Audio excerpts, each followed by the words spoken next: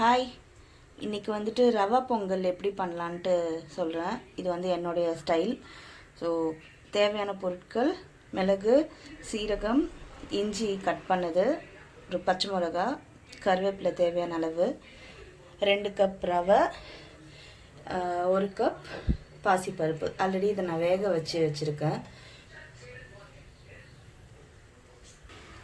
நான் ஏற்கனவே ஒரு பக்கம் தண்ணியும் சூடு பண்ணிகிட்ருக்கேன், ஒரு பக்கம் வந்து கடாய் சூடு ஆகிட்டுருக்கு. இதில் வந்து ஃபஸ்ட்டு கொஞ்சம் லேசாக சூடான தண்ணி ஊற்றிடலாம்.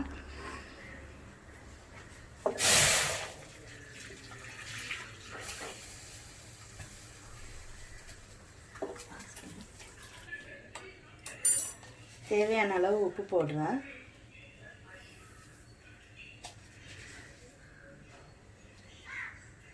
நான் பருப்பில் ஆல்ரெடி வந்து உப்பு போடல, இப்போ தான் போடுறேன்.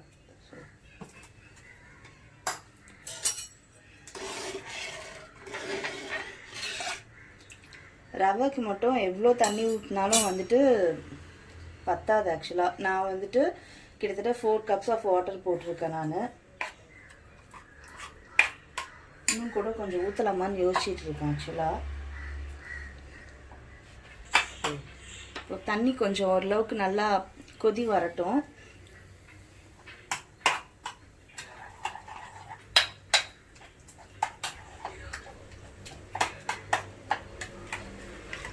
இந்த பருப்பில் வந்துட்டு வேக வச்ச பருப்பில் வந்துட்டு ஆல்ரெடி கொஞ்சம் லம்ப்லாம் இருந்ததுன்னா அதெல்லாம் வந்துட்டு அப்படியே இந்த கரண்டியை வச்சு கொஞ்சம் அங்கங்கே இது பண்ணிக்கோங்க. ஆக்சுவலாக நீங்கள் பண்ணும்போது கொஞ்சம் தண்ணி ஜாஸ்தியாக விட்டு கூட நீங்கள் வேக வச்சுக்கலாம்.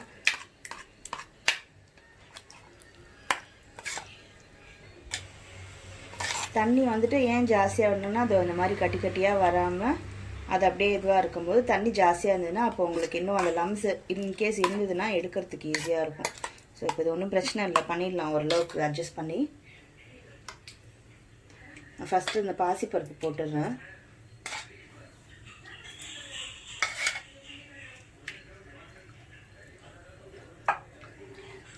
இன்னொன்று சொல்ல மறந்துட்டேன், பாசிப்பருப்பு வேக வைக்கும்போது சும்மா ஒரு சிட்டிகை மஞ்சத்தூள் போட்டுக்கோங்க. பார்க்க கொஞ்சம் அப்பீலிங்காக இருக்கும். அண்ட் அது வந்துட்டு கிருமிகள் ஒழிக்கும் இது அப்படின்றதுனால வயிற்றில் இருக்கிற கிருமிலாம் இருந்ததுன்னா கூட ஒழிச்சிடும்.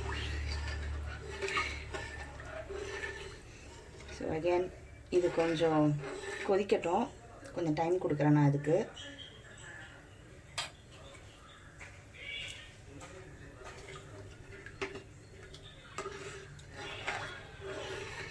இப்படின்ட்டு பண்ணிட்டு இல்லாமல் அது கொதிக்கிறதுக்கான டைமும் கொஞ்சம் நம்ம கொடுக்கணும். ஸோ ஒரு பக்கமாக கரண்டியை வச்சுட்டேன்.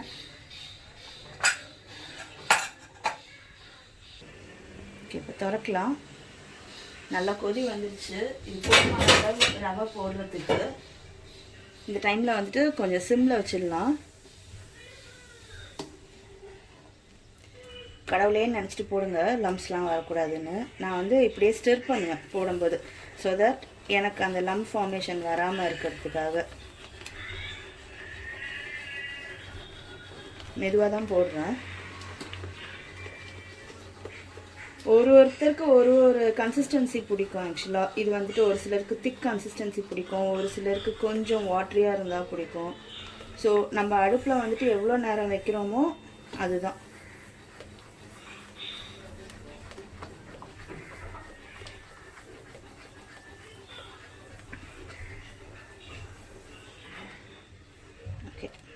ஸோ இப்போது நல்லபடியாக வந்துட்டு எதுவும் இதுவாகாமல் சூப்பராக வந்துடுச்சு. இப்போ இவ்வளோ தண்ணியாக இருக்கிறத வந்துட்டு என்ன கன்சிஸ்டன்சியில் மாறப்போகுதுன்றது அதுக்கு தான் தெரியும், எனக்கும் தெரியாது. ஸோ அது வரைக்கும் கொஞ்சம் வெயிட் பண்ணலாம். விட்டுறாமல் அது கூடவே கொஞ்சம் அப்படியே ஸ்டிர் பண்ணுங்கள். இந்த நேரத்தில் வந்துட்டு கொஞ்சம் உப்பு செக் பண்ணிக்கோங்க. ஏன்னா இதுக்கு மேலே வந்து உப்பு போட்டிங்கன்னா அங்கங்கே போயிட்டு இதுவாகிடும். இது கொஞ்சம் வாட்டரியாக இருக்கிறதுனால இந்த ஸ்டேஜில் உப்பு போட்டால் கரெக்டாக போயிட்டு ஒட்டிக்கும் எல்லாத்துக்கூடையும். நான் கொஞ்சம் பருப்பு தான் சொதப்பிட்டேன். ஸோ அது மட்டும்தான் அந்த இப்படி எடுக்கும்போது இது அப்படி தெரியுது. பட் பரவாயில்ல, வெந்திருக்குல்ல. ஸோ அதனால் சாப்பிட்றதுக்கு உங்களுக்கு ஈஸியாக தான் இருக்கும். அப்படியே மெதுவாக பார்த்துக்கிட்டே இருப்பீங்க. இப்போது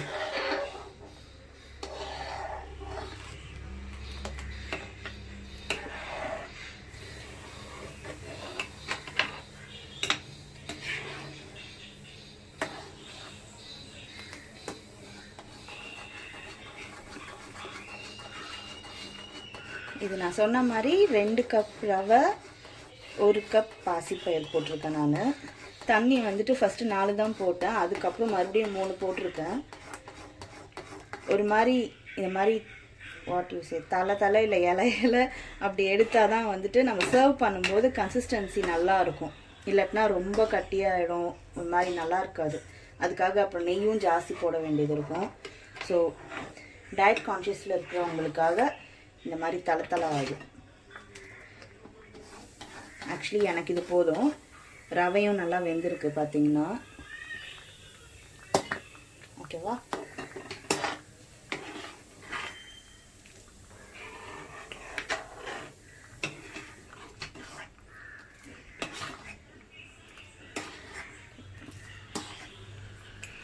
ஓகே, இப்போ நான் வந்து அடுப்பு நிறுத்திடுறேன்.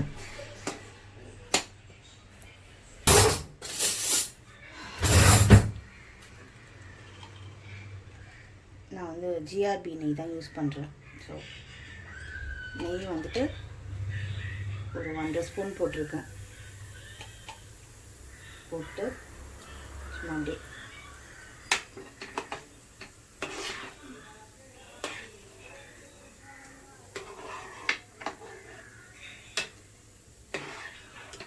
என் அப்பாவுக்கும் தங்கச்சிக்கும் வந்துட்டு அப்படியே நெய் மிதந்தால் தான் பிடிக்கும். ஸோ என்னுடைய கேசரி, ரவா பொங்கல் அதெல்லாம் பார்த்திங்கன்னா நெய் கண்டிப்பாக ஜாஸ்தியாக தான் இருக்கும். நீங்கள் டயட் இருக்கிறவங்களாம் வந்துட்டு கம்மியாகவே போட்டுக்கலாம். இதில் ஃபஸ்ட்டே நெய் போடணுன்னு அவசியம் இல்லை. தாளிக்கும் போது எவ்வளோ நெய் போடுறீங்களோ அதை போட்டு இது பண்ணிக்கிட்டா போதும். இப்போ ஒரு பக்கம் வந்துட்டு தாளிக்கிறதுக்கு ரெடி பண்ணலாம். ஓகே, நெய் ஊற்ற போகிறேன். நெய் ஊற்றுறத பார்த்துட்டு யாரும் பயப்பட வேண்டாம், நீங்களாம் அளவாகவே போட்டுக்கலாம். ஓகே,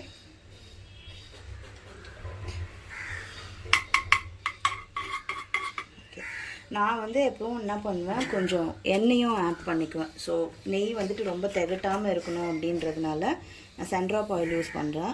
ஸோ கொஞ்சம்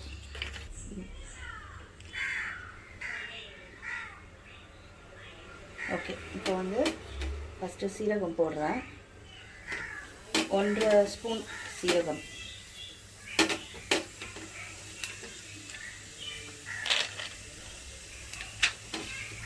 அதே 1.5 ஸ்பூன் மிளகு.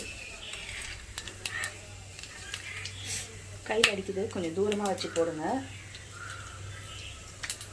ஒரே ஒரு கீரின மிளகா,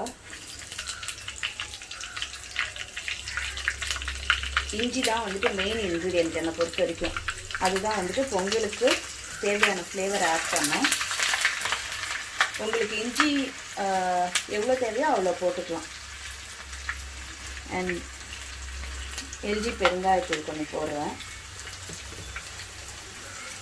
கருவேப்பிலை தேவையான அளவு.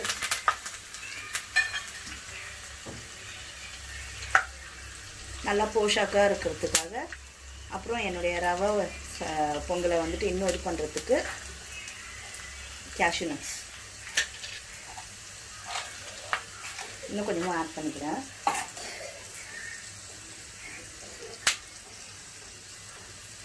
இப்போது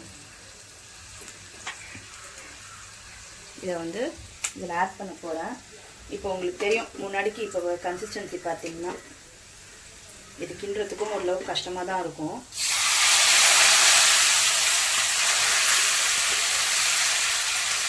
ஐயோ இவ்வளோ நெய்யா அப்படின்ட்டு இது பண்ணாதீங்க. ஃபுல்லாக வந்துட்டு மிக்ஸ் பண்ணதுக்கப்புறம் பாருங்கள் எவ்வளோ இருக்குன்ட்டு. பட் ருசியாக சாப்பிட்ணுன்னு நினச்சிங்கன்னா கண்டிப்பாக இவ்வளோ தான் வேணும். ஹெல்த் கான்ஷியஸாக இருக்கிறவங்க தயவு செஞ்சு நெய் பக்கமே போகாதீங்க, சும்மா அப்படியே காமிச்சுக்கோங்க. அண்ட் அஃப்கோர்ஸ் மாதம் ஒரு வாட்டி இந்த மாதிரி சாப்பிட்றதுனாலையும் ஒன்றும் தப்பு இல்லை. நெய் தான், நெய் வந்துட்டு குட் ஃபார் ஹெல்த்துன்ட்டு எங்கள் வீட்டு பெரியவங்கலாம் சொல்லியிருக்காங்க. இது வந்து என்னுடைய அத்தையோடைய recipe. So thanks to her.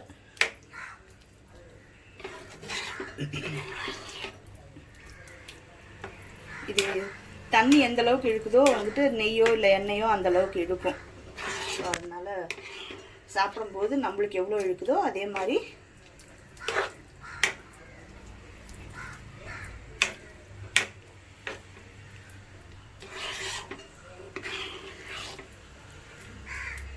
சூப்பராக அப்படியே தலைன்ட்டு வந்துட்டு பார்த்தீங்களா. இது கூட வந்துட்டு நம்ம கத்திரிக்காய் கொஸ்து வச்சு சாப்பிட்லாம், தேங்காய் சட்னி வச்சு சாப்பிட்லாம். அப்புறம் என்ன மாதிரி சோம்பேறியாக இருக்கிறவங்க பேர் என்ன பூண்டு தட்டி மிளகாத்தூள் போட்டு அது பண்ணி சாப்பிட்லாம். அதுவும் பண்ணுறதுக்கு சோம்பேறியாக இருந்தால் ஊறுகாய் வச்சு சாப்பிடுங்க, இல்லை அப்படியே கூட சாப்பிடுங்க, உங்கள் இஷ்டம்தான்.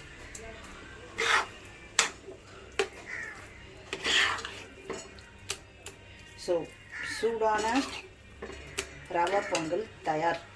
பார்த்தீங்கன்னா நெய்யே தெரியல பாருங்கள், அதனால் தாராளமாக சாப்பிட்லாம். ஊற்றின நெய்யே காணும். ஓகே, தேங்க்யூ ஃபார் வாட்சிங்.